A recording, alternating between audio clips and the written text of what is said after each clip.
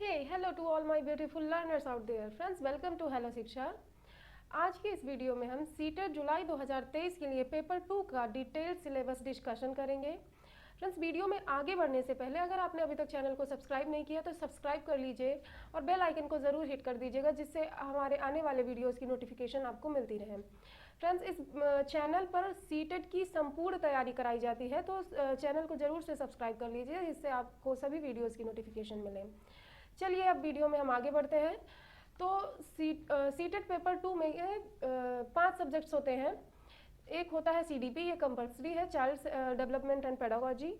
फिर होता है 2 लैंग्वेज मिलेंगी, लैंग्वेज 1 एंड लैंग्वेज 2। फिर एक होगा साइंस एंड मैथमेटिक्स या फिर एसएसटी। जिन्होंने ह्यूमैनिटीज़ सब्जेक्ट लिए हैं उनको एसएसटी मिलेगा, और जिन्होंने साइंस बैकग्राउंड रख रखा है उन्हें साइंस और मैथ मिलेगा। तो फ्रेंड्स, शुरू से हम डिस्कस कर लेते हैं क्या क्या है सिलेबस में। सीडीपी में अगर आप पेपर 1 का सिलेबस आपको पता होगा तो जो पेपर 1 का सिलेबस है वही पेपर 2 का भी सिलेबस है। तो सीडीपी में 30 क्वेश्चंस आने हैं 30 मार्क्स के, जिसमें चाइल्ड डेवलपमेंट से 15 क्वेश्चन आता है 15 नंबर का।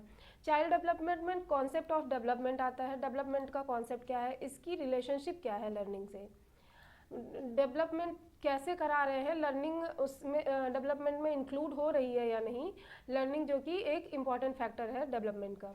और principle of development of children, बच्चों की डेवलपमेंट के प्रिंसिपल्स क्या होने चाहिए, ये भी यहाँ से भी क्वेश्चंस आते हैं। ये कॉन्सेप्ट ऑफ डेवलपमेंट मतलब डेवलपमेंट पूरा ही बहुत इंपॉर्टेंट है, तो आप इसको ज़रूर पढ़ लीजिए। फिर influence of heredity and environment, बच्चों के डेवलपमेंट में या ग्रोथ में हेरिडिटी आनुवंशिकता और पर्यावरण का कितना महत्व रहता है और क्या महत्व रहता है, यहाँ से भी क्वेश्चंस आते हैं।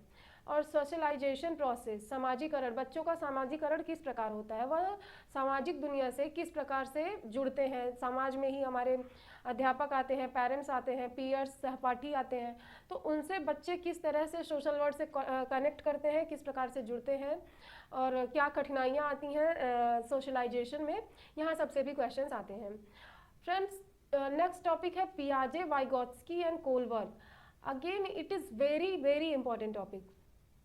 पियाजे और वाइगोत्स्की तो इतने इम्पॉर्टेंट हैं कि ये ना सिर्फ हमारे सीडीपी में आते हैं, बल्कि हमारे जो लैंग्वेज लेंगे, हम 2 लैंग्वेजेस लेंगे तो वहाँ भी इनसे क्वेश्चंस पूछा जाता है, पियाजे और वाइगोत्स्की का। तो ये बहुत इंपॉर्टेंट, कोलबर्ग केवल सीडीपी में ही आएंगे, लेकिन पियाजे और वाइगोत्स्की ये दोनों लैंग्वेजेस में भी आएंगे, तो इन तीनों को आप अच्छे से तैयार कर लीजिए। हमारे चैनल पे भी इन तीनों से रिलेटेड वीडियो बनाकर हम अपलोड करेंगे, तो आप चाहें तो हमारे चैनल से भी इसे देखकर सीख सकते हैं। फिर अगला है concept of child centred and progressive education.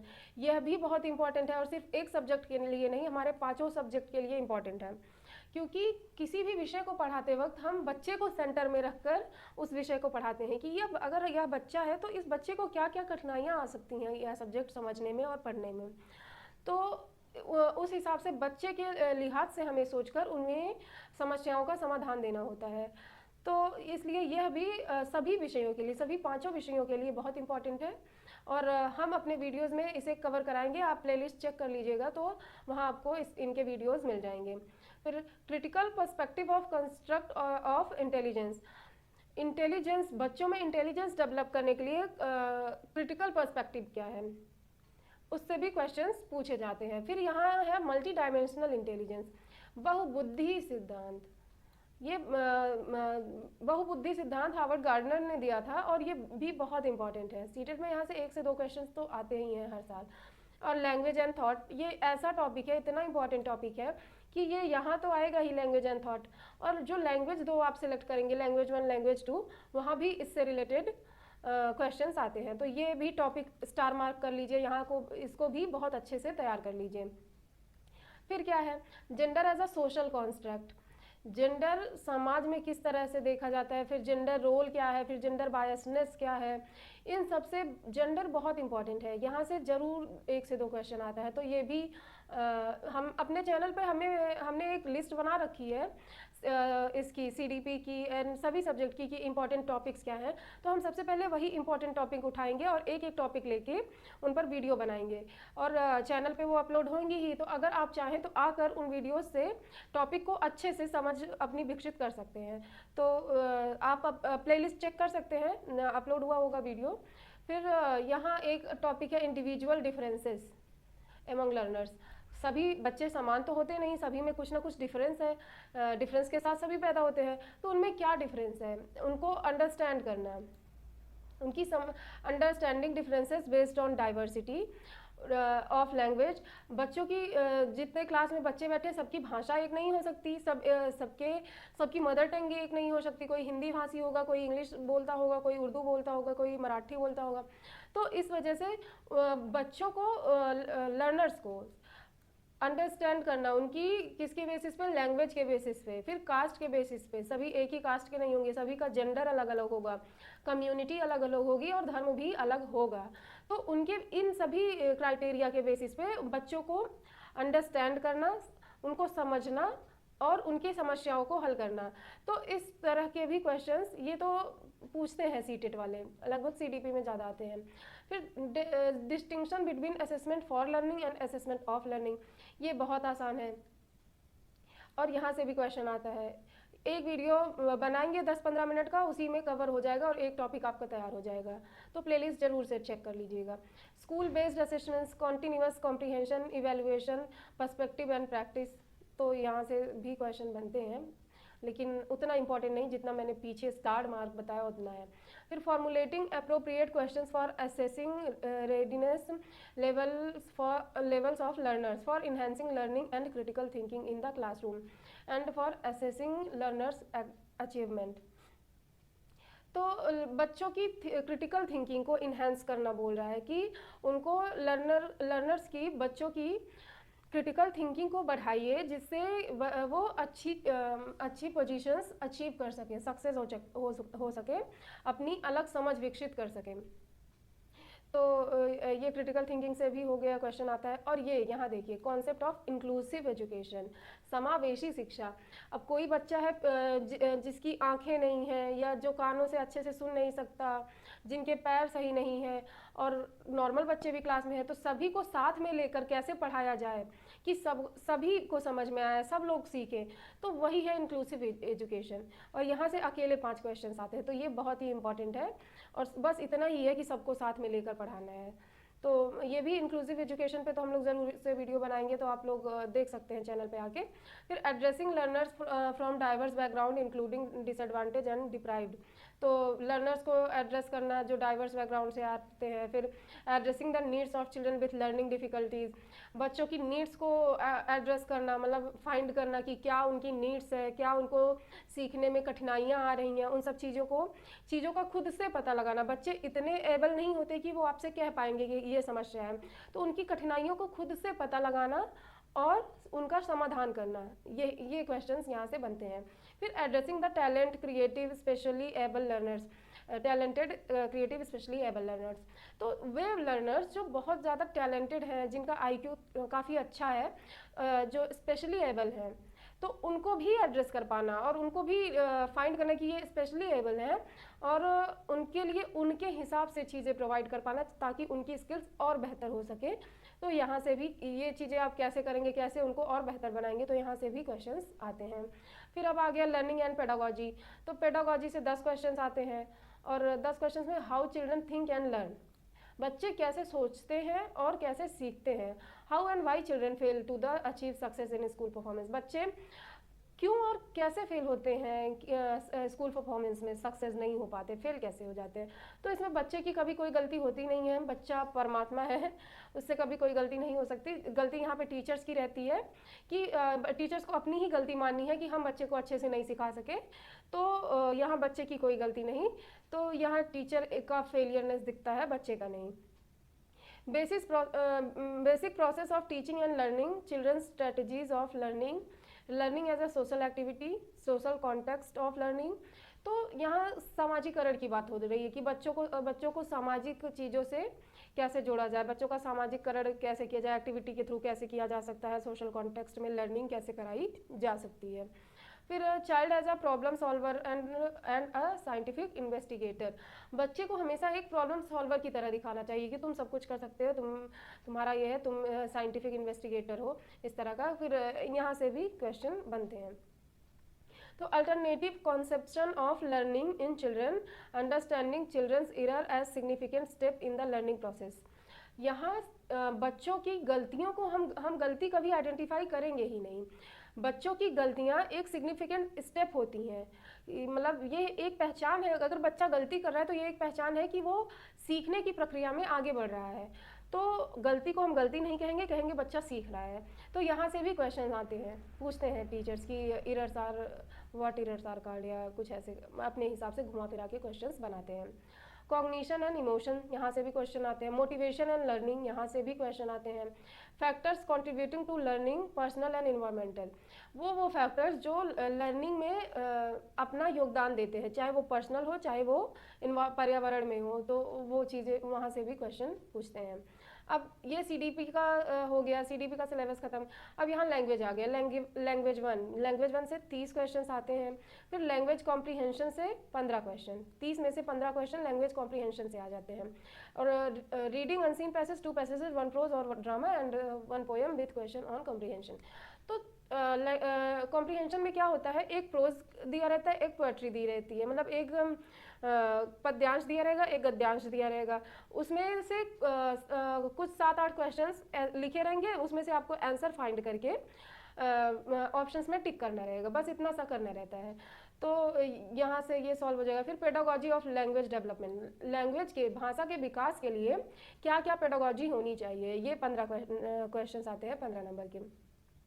अब देखिए, learning and acquisition, principle of language teaching, role of listening and speaking, functions of language and how children use, IT as a tool, critical perspective on the role of grammar in learning।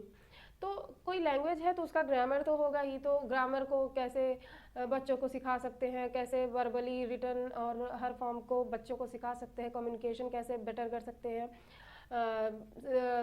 सुनने और बोलने का क्या role होता है बच्चों के भाषा विकास में, यहाँ सबसे क्वेश्चंस बनते हैं। फिर challenges of teaching language in a diverse classroom. अब डाइवर्स क्लासरूम क्या है, ऐसा क्लासरूम जहाँ बहुत से बहुभाषी बच्चे बैठे हो, कई भाषाएं जानने वाले, अलग अलग भाषा जानने वाले, तो वो डाइवर्स क्लासरूम है। तो वहाँ क्या क्या हमें एक टीचर को चैलेंज फेस करना पड़ता है पढ़ाने के लिए। तो वही वहाँ से क्वेश्चन बनाते हैं कि क्या क्या क्या प्रॉब्लम हो सकती है, क्या ये प्रॉब्लम है, तो उस हिसाब से आप अपने विवेक के हिसाब से आंसर दे सकते हैं। फिर लैंग्वेज स्किल्स, लैंग्वेज में कौन कौन सी स्किल्स बच्चों को ज़रूर सिखानी चाहिए, ये एक है। फिर evaluating language comprehension and proficiency, बच्चों की लैंग्वेज और लैंग्वेज कॉम्प्रीहेंशन में प्रोफिशिएंसी, बच्चों की प्रोफिशिएंसी हमेशा चेक करनी, इवेलुएट करनी कि वो कैसा बोल रहे हैं, कैसा सुन रहे हैं, रीडिंग उनकी कैसी है, राइटिंग कैसी है, मतलब कुल मिला के उनकी समझ भाषा पर किस प्रकार है, यह जानने के लिए हमेशा उनको इवेलुएट करते रहना चाहिए। फिर teaching learning material, text book, multimedia material, multilingual resource of the classroom, ये TLM, मतलब भाषा पढ़ाने के लिए आप क्या क्या टूल्स यूज़ करेंगे, क्या क्या सहायक सामग्री यूज करेंगे भाषा को सिखाने के लिए, तो वो चीज़ें वहाँ से क्वेश्चन पूछते हैं कि क्या यह एक TLM है भाषा सिखाने के लिए, इससे सिखाया जा सकता है। तो आप येस नो जैसा होगा, येस नो क्वेश्चन तो आता नहीं है, ऑब्जेक्टिव में जैसा रहेगा उस हिसाब से आप आंसर देंगे। फिर रेमेडियल टीचिंग आती है। रेमेडियल टीचिंग बेसिकली वो है कि कोई बच्चा है, उसकी प्रॉब्लम को आप फाइंड करिए, फिर उसकी रेमेडी करिए, कि उसका उपचार करिए कि अब ये प्रॉब्लम उसको ना आए। तो वही रेमेडी, आप उसको एक रेमेडी दे रहे हैं, तो वही होती है रेमेडियल टीचिंग। फिर ये तीसरा आ जाता है, ये लैंग्वेज 1 खत्म हो गया यहाँ पे। लैंग्वेज 2 आ गया, और लैंग्वेज 2 भी वही 30 क्वेश्चन 30 मार्क्स के आते हैं। लैंग्वेज 1 लैंग्वेज 2 से बस इतना डिफरेंट है कि यहाँ अनसीन पैसेज में दोनों प्रोज ही आते हैं, पैसेज ही आते हैं, जबकि वहाँ प्रोज पोएट्री दोनों आ रहा था, यहाँ बस प्रोज आ रहा है बस, और कोई डिफरेंस नहीं है। डिक्टो सेम है, लैंग्वेज कॉम्प्रिहेंशन और पेडागोजी भी। तो इसे फिर से एक्सप्लेन करके समय नहीं व्यर्थ करते, क्योंकि समय कीमती है, आपका भी और हमारा भी। तो हम आगे बढ़ते हैं इस पे मैथमेटिक्स एंड साइंस पे। तो जो साइंस बैकग्राउंड के हैं वो मैथमेटिक्स एंड साइंस लेंगे। मैथमेटिक्स एंड साइंस आएगा 60 क्वेश्चन, 60 नंबर के। तो मैथ में कंटेंट से आएगा 20 क्वेश्चन, मैथ से आएगा 30 क्वेश्चन, और कंटेंट से आएगा 20 क्वेश्चन। 20 क्वेश्चन कहाँ कहाँ से आएंगे? नंबर सिस्टम से आएगा, फिर अलजेब्रा से आएगा, ज्योमेट्री से आएगा, मेंसुरेशन से आएगा, और कंस्ट्रक्शन आएगा using straight edge scale, protractor, compasses, फिर सिमिट्री आएगी। पैटर्न सेम रहता है लेकिन क्वेश्चंस बदल देते हैं, तो बस यही डिफरेंस रहता है। फिर पेडागोजिकल इश्यूज, तो पेडागोजी से 10 क्वेश्चंस आते हैं। Nature of mathematics, logical thinking, maths का नेचर बच्चों को समझाइए। Place of mathematics in curriculum, math का क्या महत्व है करिकुलम में। लैंग्वेज क्या है मैथ्स की, कम्युनिटी मैथमेटिक्स क्या है, फिर मैथ्स का इवैल्यूएशन कैसे किया जाता है। अब देखिए रेमेडियल टीचिंग यहाँ पे भी आ गई। रेमेडियल टीचिंग हर जगह पूछी जाती है, इसलिए ये बहुत इंपॉर्टेंट है, इसको अच्छे से तैयार कर लीजिए। हम अपने चैनल पे भी इस पे वीडियो बना के डाल देंगे। फिर प्रॉब्लम ऑफ टीचिंग, मैथ्स को पढ़ाने में क्या क्या प्रॉब्लम्स आती है, तो यहाँ सबसे क्वेश्चंस आते हैं। फिर साइंस से 30 क्वेश्चंस आते हैं, कंटेंट से 20 क्वेश्चन आते हैं साइंस में। और साइंस का कंटेंट क्या है? फूड है, मटेरियल है, द वर्ड ऑफ लिविंग है, moving things and people and ideas, how things work, electric current and circuits, magnets, natural phenomena, natural resources. तो इतने टॉपिक से साइंस में क्वेश्चन आते हैं। साइंस के प्रीवियस ईयर क्वेश्चंस हम अपने यूट्यूब चैनल पे अपलोड करेंगे वीडियो बनाकर, उसका एनालिसिस, डिटेल्ड एनालिसिस करके कि ये आंसर ऑप्शन सही है तो क्यों ये वाला सही है, वो बाकी ये तीनों क्यों नहीं सही हुए। तो इससे आपकी अच्छी समझ विकसित हो जाएगी साइंस में। तो इसके लिए आप चैनल को सब्सक्राइब कर लीजिए, और साइंस की प्लेलिस्ट बनी होगी, प्लेलिस्ट सेक्शन में जाएंगे तो आप उसको देख लीजिए, तो आपको प्रीवियस ईयर क्वेश्चन सॉल्व कर लेंगे तो साइंस उससे हो जाएगा। साइंस थोड़ी टफ आती है तो एक्स्ट्रा ध्यान दीजिएगा साइंस पे। फिर नेचुरल फिनोमिना आता है, नेचुरल रिसोर्सेज आते हैं। फिर आ जाते हैं पेडागोजिकल इशू में साइंस में, तो 10 क्वेश्चन आएंगे पेडागोजी से। पेडागोजी लगभग सबका सिलेबस सिमिलर रहता है, वही सारे क्वेश्चन घुमा फिरा के पूछते हैं, लेकिन हर सब्जेक्ट के लिए अप्रोच अलग रहती है। फिर nature and structure of science, science का स्ट्रक्चर क्या है, नेचुरल साइंस क्या है, साइंस के एम और ऑब्जेक्टिव क्या है, understanding and appreciating science, science को समझना और अप्रिशिएट करना, अप्रोचेज, इंटीग्रेटेड अप्रोच क्या होती है साइंस पढ़ाने की, observation, experiment, discovery, method of science, ये सारे यहाँ सब से क्वेश्चंस बनते हैं। साइंस मतलब एक्सपेरिमेंट होता ही है। फिर इनोवेशन, टेक्स्ट मटेरियल, एड्स मतलब सहायक सामग्री, क्या क्या आप पढ़ाने में, साइंस को पढ़ाने में यूज़ कर सकते हैं। फिर इवेल्युएशन तो किसी भी सब्जेक्ट का इवेल्युएशन तो करना ही रहेगा, इवेल्युएशन से हर सब्जेक्ट में क्वेश्चन आते हैं। फिर प्रॉब्लम्स, फिर रेमेडियल टीचिंग देख रहे हैं, पीछे भी आया था। तो रेमेडियल टीचिंग बहुत इंपॉर्टेंट है, लगभग 5 सब्जेक्ट में रेमेडियल टीचिंग से क्वेश्चंस पूछे जाते हैं। तो रेमेडियल टीचिंग बताया ही था, वही है कि रेमेडी देना बच्चों को। तो ये हो गया साइंस बैकग्राउंड वालों का सिलेबस। अब आर्ट्स वालों का देख लेते हैं। जो ह्यूमैनिटीज़ लिए हैं सब्जेक्ट या बीकॉम किया है तो वो एसएसटी लेंगे पेपर सेकेंड में। तो सोशल साइंस में हिस्ट्री आएगी, ज्योग्राफी आएगी, पॉलिटी आएगी। तो कंटेंट से 40 क्वेश्चन आएंगे इसमें। हिस्ट्री में आएगा when, where and how the earliest societies, ये सारे चैप्टर्स हैं। हिस्ट्री में जो इतना सब लिखा है ये एनसीईआरटी के चैप्टर्स हैं 6 to 8। तो 6 से 8 तक की एनसीईआरटी आप लोग पढ़ लीजिए, वहीं से आपका ये सारा कुछ कवर हो जाएगा। और जो 6 to 8 एनसीईआरटी है वो हम अपने चैनल पे पढ़ाएंगे चैप्टर वाइज एक एक करके। तो आप अगर चाहें तो यूट्यूब चैनल पर आकर बुक ना पढ़ने की आपकी आदत हो तो हमारा वीडियो एनालिसिस देख सकते हैं। तो ये ज्योग्राफी हो गई। फिर ज्योग्राफी का भी ऐसे, geography as a social study and as a science. फिर planet, globe, air, water, agriculture, काफ़ी सारे टॉपिक्स हैं। तो ये ज्योग्राफी का टॉपिक हो जाएगा। फिर ये सोशल एंड पॉलिटिकल लाइफ, ये सोशल और पॉलिटिकल लाइफ से इतने सारे टॉपिक्स आएंगे। अगर आपको पीडीएफ चाहिए रहेगा तो वो मैं वीडियो के डिस्क्रिप्शन में ऐड कर दूंगी, वहाँ से आप डाउनलोड करके इस सिलेबस का पीडीएफ प्रिंट आउट निकलवा के अपने स्टडी टेबल पर रख सकते हैं। फिर पेडागोजिकल इशू, तो पेडागोजी से 20 क्वेश्चन आएंगे। कौन कौन सी पेडागोजी में रहेंगे? Concept and nature of social science, social studies, classroom processes, activities and discourse, developing critical thinking, सब में यही है, नेचर जानना, क्रिटिकल थिंकिंग डेवलप करना, इवेलुएट करना, प्रोजेक्ट कराना, एक्सपेरिमेंट कराना, तो सबकी पेडागोजी लगभग सिमिलर रहती है। फिर inquiry, empirical evidences, problem of teaching social science पढ़ाने में क्या प्रॉब्लम आती हैं, उनसे निपटेंगे कैसे, यही सारी चीज़ें सभी में होती हैं। फिर sources, primary and secondary, project work और इवेलुएशन, बोला ना मूल्यांकन, तो यही सारी चीज़ें सभी सब्जेक्ट में पूछी जाती हैं, सभी सब्जेक्ट्स की पेडागोजी में पूछी जाती हैं। तो यहाँ हमारा सिलेबस ख़त्म हो गया। फ्रेंड्स, अगर आपको वीडियो पसंद आया हो तो वीडियो को लाइक कर दीजिएगा, चैनल को सब्सक्राइब करना तो बिल्कुल मत भूलिएगा, क्योंकि यहाँ आपकी सीटेट की संपूर्ण तैयारी कराई जाती है।